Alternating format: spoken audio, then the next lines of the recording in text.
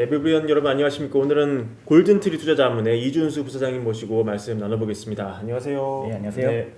저희 매부리TV는 처음 나오셨는데 간단하게 자기소개 좀 부탁드립니다.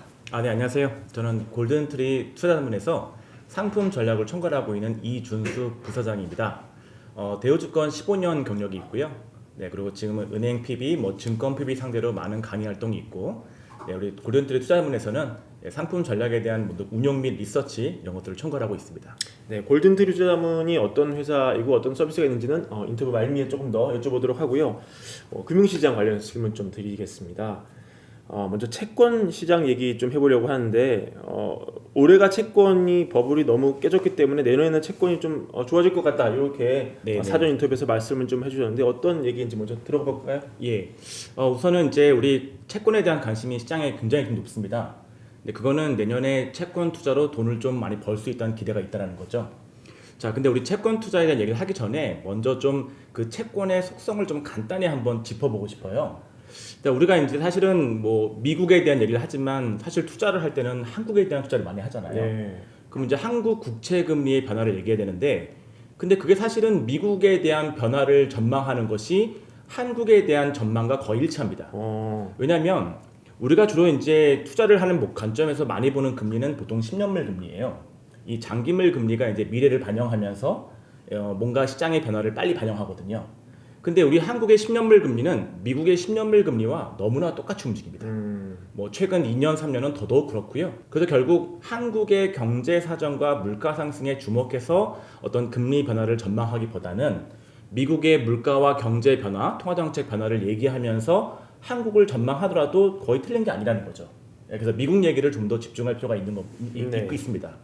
자, 그 다음에 서로 금리를 얘기하는데 그 금리가 좀 다른 거예요. 그러니까 말 속에는 금리라고 말하지만 누구는 기준금리를 말하고 있고 또 누구는 뭐 10년물 금리를 말하고 있고, 이 금리를 좀 더 명확히 얘기한다면 이게 뭔가 의사소통에 더 편하고 더 명확하거든요. 네. 자, 근데 보통 우리가 투자 관점에서 보셔야 될 금리는 10년물 금리입니다. 왜냐하면 10년물 금리 이상의 10년물 이상의 장기물 금리는 미래를 반영하고 시장의 생각이 아주 뚜렷하게 반영되기 때문에 그걸 통해서 투자 전략을 세우는 게 합리적이고 맞습니다. 네. 기준금리는 사실은 기준금리를 결정하는 중앙은행 계신 분들이 사실은 미래 전망에 근거해서 금리를 올리진 않잖아요. 대부분 현재 모습에 근거해서 전망을 좀 최소화하고 현재 모습을 확인하고 후행적으로 사후적으로 변화를 주는 게 일반적이죠.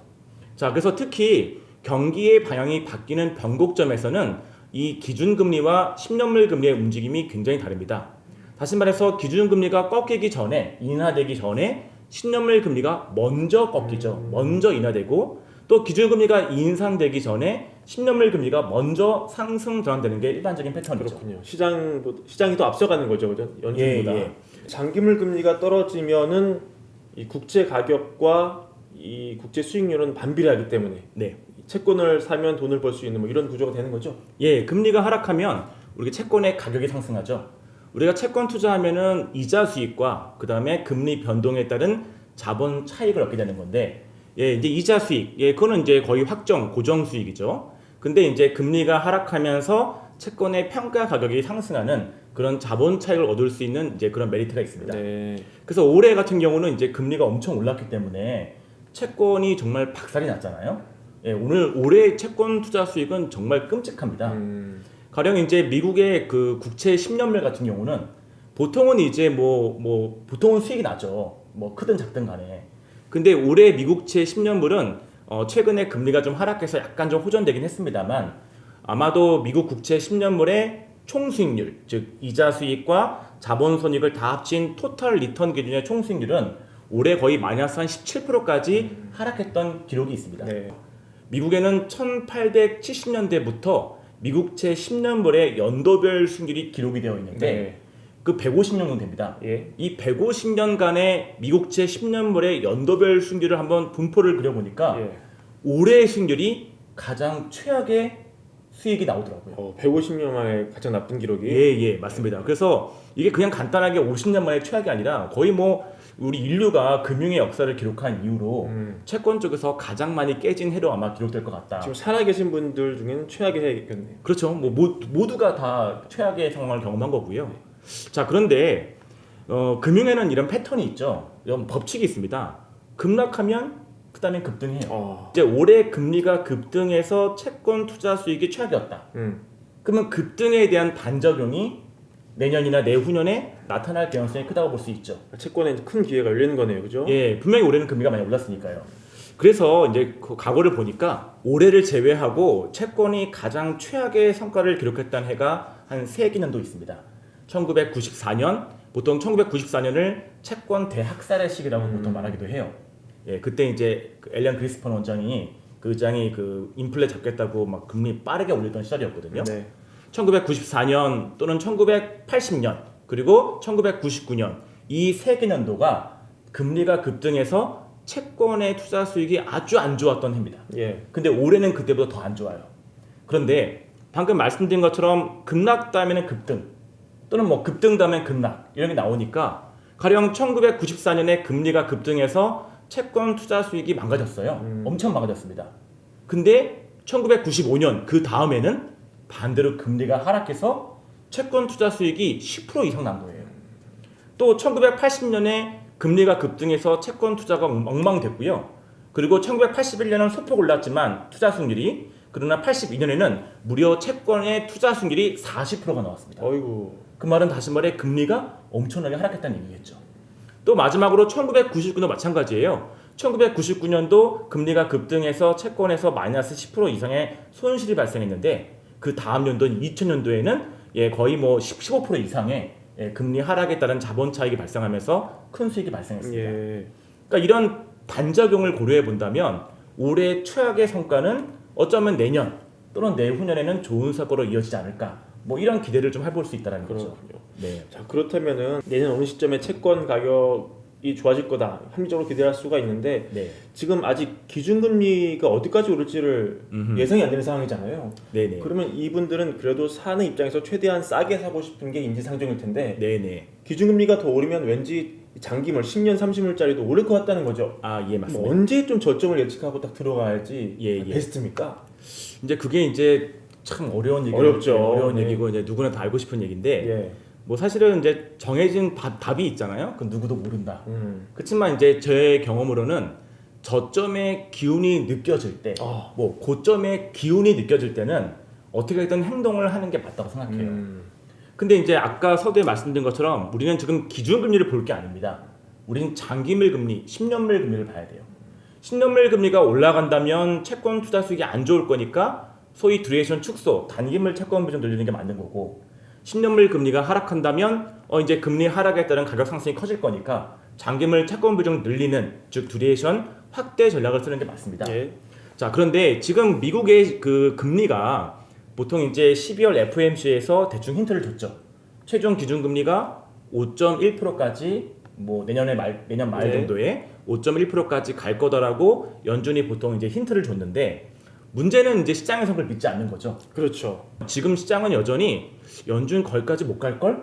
아마도 그러니까 5.1이라는 얘기는 5에서 5.25까지 말하는 거잖아요. 근데 시장은 그거보다 한 눈금 낮춰서 4.75에서 5%까지를 여전히 베팅하고 있습니다. 이게 달라지지 않아요. 12월 달에 FOMC 끝나고 뭐 몇 가지 다른 은행장 분들이 좀 더 매파적 발언을 했지만 이건 변하지가 않습니다. 그리고 또 연준은 내년 말까지 기준금리 인하 없을 거라는 그런 뉘앙스를 풍겼잖아요. 예. 그렇지만 시장은 또 그렇지 않습니다. 시장에서는 아마도 내년 4분기부터는 금리 인하가 시작될지 모른다. 그런 기대를 갖고 있어요. 자, 그러면 무슨 말이냐? 지금보다 금리가 더 올라가면 경기에 미치는 부작용이 더 커질 것이기 때문에 경기에 대한 부정적 전망이 더 커질 것이고 그 미래 전망을 반영하는 장기밀 금리는 제가 볼 때는 기준금리가 더 올라간다 하더라도 제가 볼 때는 상승이 되긴 좀 어려울 것 같고요. 뭐 그냥 좀 더 하락하거나 아니면 현재 같은 수준에서 오히려 횡보할 가능성이 크다. 그 장기금리의 고점은 통과하기 힘들 거라고 보세요? 그렇죠. 지금 한 10년밀 미국 10년밀 금리가 한 4.3 정도에서 고점을 찍은 걸로 알고 있는데 저는 거기까지는 올라가지 않을 거라고 봐요. 기준금리 추가 인상에 대한 거 우리가 다 알고 있어요. 예. 그런 뉴스가 나왔음에도 불구하고 특히 12월 FOMC에서 그런 뉴스가 나왔음에도 불구하고 그날 10년물 금리 하락했거든요. 네, 그럼 결국 무슨 말이냐? 기준금리 더 오른다 하더라도 미래 전망은 좀 더 부정적으로 바뀔 거니까 장기밀 금리 상승하기는 좀 어렵다. 그런 생각들이 시장에 퍼져 있는 것 같습니다. 알겠습니다. 자, 이제 주식 시장으로 얘기를 좀 돌려보겠습니다. 네네. 사전 보내주신 자료를 제가 보니까 본격적인 강세장으로의 반등은 내년 말이 될 것이다. 네네. 하지만 내년에 주식시장이 크게 나쁘지 않을 것 같다. 이런 얘기를 좀 해주셨어요? 네네. 어떤 얘기인지 한번 들어볼까요? 내년에 상반기에 안 좋은 거 분명히 있는데 저는 그게 좀 그렇게 증시에 큰 충격으로 올 것 같지는 않습니다. 그리고 연간으로 봤을 때 오히려 좀 상승할 수 있는 가능성이 좀 더 높은 것 같다. 뭐 이런 생각을 합니다. 과거의 경기 침체 패턴을 본다면 내년의 경기 침체는 거의 뭐 피할 수 없는 미래 같은 생각이 들어요. 그런데 뭔가 차이가 있어요. 두 가지 차이가 있는데 첫 번째 차이는 우리가 경기 침체를 너무나 다 얘기하고 있다는 거예요. 너무나 다 경기 침체를 전망하고 있어요. 그러면 경기 침체가 와서 증시가 하락이 왔을 때 과연 그것을 사람들이 매도로 대응할 것이냐 아니면은 그것을 어떤 매수의 기회로 활용할 것이냐에 대해서는 저는 변수가 꽤 크다고 생각합니다. 예, 그래서 이제 내년에 경기 침체에 대한 우려가 있음에도 불구하고 우리가 증시가 큰 충격이 없을 거다. 그러니까 크게 뭐 충격 하락하거나 뭐 크게 오랫동안 하락하는 모습은 저는 좀 생각하지 않는데, 근데 그것은 이제 우리가 모두가 지금 뻔히 보는 미래라는 게 첫 번째 이유고요. 두 번째 이유는 바로 인플레가 높았던 시기에 발생하는 경기 침체라는 특징이기 때문이에요. 무슨 말이냐면 우리가 보통 경기 침체 이꼴 증시의 큰 하락을 생각합니다. 맞아요. 그런 게 우리가 지난 2000년 이후로 봤어요. 2000년 초반에 IT 버블 이후에 증시가 반토막 났어요. 네. S&P 500이. 또 2008년에 부동산 버블이 터지고 나서 또 증시가 반토막 났죠. 그 두 가지가 가장 명확한 침체거든요. 그러니까 침체가 발생하면 증시가 크게 하락한다는 생각이 우리 머릿속에 있습니다. 그렇죠. 그런데 그 2000년 이후의 침체와 지금 우리가 마주할 침체는 성격이 좀 다른 것 같아요. 가령 2000년 이후의 침체는 제가 볼 땐 버블이 터져서 자연 발생적으로 나타난 침체고요. 지금 우리가 내년에 마주할 침체는 사실 인위적이고 인공적인 침체죠. 인공적인 침체인가요? 왜냐하면 연준이 인플레 잡으려고 일부러 만든 거잖아요. 예, 경기 침체가 나타나는 게 아니라 금리를 급격히 올려서 금리 부담에 대한 부작용을 만들어서 경기를 좀 안 좋게 만들고 그로 인해 인플레를 잡으려고 하는 게 그런 시나리오 아니겠습니까? 네. 예, 저는 그래서 의도된 경기 침체라는 특징이 있다는 거죠. 그래서 이 의도된 경기 침체는 결국 연준의 정책 강도에 따라 침체 깊이와 길이도 달라질 수 있다. 그렇기 때문에 사실은 이 의도된 경기 침체의 그 시기에서 발생하는 증시의 하락은 좀 다를 수 있다는 거예요. 근데 그게 근거가 있습니다. 가령 우리가 내년에 마주하게 될 경기 침체는 인플레가 높았던 시기에 경기 침체가 될 거잖아요. 근데 이런 시기가 과거에 언제 있었냐? 바로 7, 80년대 있었죠. 그렇군요. 예, 70년대, 80년대 인플레가 높았고 그거 잡으려고 그때 폴 볼커 이제 그 연준 의장이 금리를 급격히 올라서 뭐 지금 다 박살났다는 거 기억하고 있잖아요. 예. 그리고 1990년 초반에도 그런 적이 있었습니다. 예, 그래서 인플레가 높았던 시기에 발생했던 경기 침체, 저는 그것을 우리가 좀 더 공부를 좀 할 필요가 있다 생각을 합니다. 네. 어떤 일이 발생했습니까 그때? 자, 그래서 한번 연구를 해보니까요, 분석을 해보니까 좀 확실히 다른 게 있었어요. 가령 이제 인플레가 과거에 높았던 시기가 이제 70년대 중반과 80년 초반 그리고 90년대 초반이 한번 있었거든요. 그때 분명히 경기 침체가 발생했습니다. 물론 당연히 인플레 잡으려고 금리가 급격히 올라갔고요. 자, 그런데 우선 경기 침체에 대한 정의를 이렇게 할 필요가 있습니다. 경기 침체가 발생했을 때 예외 없이 발생하는 한 가지 현상이 있어요. 바로 미국의 실업률 상승 전환입니다. 그러니까 우리는 지금 미국의 경기 침체를 얘기하고 있잖아요. 그럼 미국의 경기 침체가 나타났을 때 보통 실업률이 거의 예외 없이 다 상승했습니다. 바닥치고 올라갔어요. 그러면 이제 지난 과거의 인플레가 높았던 시기에 실업률이 바닥찍고 올라가면서 실질적인 침체가 시작되었다고 볼 수 있거든요. 그러면 그때 증시가 어떻게 움직였는지를 볼 필요가 있는 거죠.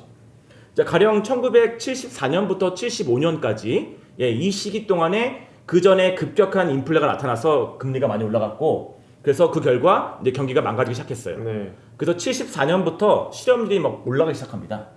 그때 증시가 박살났어요. 예, 그때는 실업률 올라가면서 경기 침체 발생하니까 증시가 박살난 게 맞았어요. 예, 그때는 이제 우리가 지금 말하는 경기 침체 이꼴 증시의 큰 하락이 나타난 거예요. 그런데 80년은 달랐습니다. 80년에도 이제 인플레가 다시 커지면서 금리 올라가고 인플레 올라가는 그런 상황이 발생했고 그 결과 실업률이 올라가기 시작했어요. 근데 80년에서 그때는 실업률이 올라가는, 다시 말해 경기 침체가 실질적으로 시작되는 그 시기에 증시가 별로 하락하지 않았어요. 오히려 올랐어요. 경기 침체 그 시기에 증시가 상승했고요. 그냥 70년 중반과 완전 달랐습니다. 한 가지 사례가 더 있는데요. 바로 1989년부터 91년 사이에 발생한 일이에요. 그때도 인플레가 다시 높아지면서 연준이 금리를 또 올렸고요. 그 결과 역시 경기가 망가지면서 실업률이 상승 전환되기 시작했어요. 근데 그 당시에 1989년부터 실업률 상승 전환이 시작되었는데, 다시 말해 그때부터 경기 침체가 실질적으로 시작이 되었어요. 근데 그때도 미국 증시는 오히려 올랐습니다. 오르거나 약간 횡보하거나 하면서 뭔가 큰 하락이 보이지 않았다는 거죠. 인플레가 높았던 시기에 경기 침체가 3번 발생했는데 그 중에 2번은 분명한 것은 경기 침체가 발생하더라도 증시가 하락하지 않았다는 거예요. 이렇게 될 가능성이 내년에도 없다 이렇게 보시는 거군요. 저는 오히려 내년의 상황은 그런 2000년 이후에 인플레가 낮았던 시기의 사례를 참고하기보다는 70년대, 80년대 그때 인플레가 높았던 시기를 참고하는 게 저는 오히려 좀 맞다고 생각하고 있고요. 한 가지만 더 첨부하자면 우리가 지금 부동산에 대한 우려가 많지 않습니까? 근데 사실 미국 부동산은 좀 상황이 다른 것 같아요. 미국은 지금 2008년에 그때 큰 경험을 하고 나서 사실 이 부동산 담보대출을 되게 퀄리티를 좋게 만들었잖아요. 가령 그 당시에 2008년에는 LTV 뭐 90% 100% 나갔는데 뭐 그들도 지금은 그거 다 충분히 낮춰놨고, 거기다가 경제 그 소득 상황을 따져서 대출도 해줬고, 또 무엇보다 미국의 담보대출 금리는 다 고정금리잖아요. 한 90% 이상의 고정금리 나가기 때문에 우리는 지금 변동금리이기 때문에 기존 대출자가 고통을 겪고 있지만 미국은 고정금리 대출을 주로 했기 때문에 사실은 뭐 지금 금리 올라가는 게 기존 대출자한테 피해를 주고 있지 않거든요. 그런 면에서 부동산 경기의 위축 또는 뭐 둔화는 있겠지만 뭐 2008년 같은 부동산 경기가 망가져서 금융계가 도산하고 그래서 금융 시스템이 무너지는 그런 우려까지 할 필요는 저는 없다.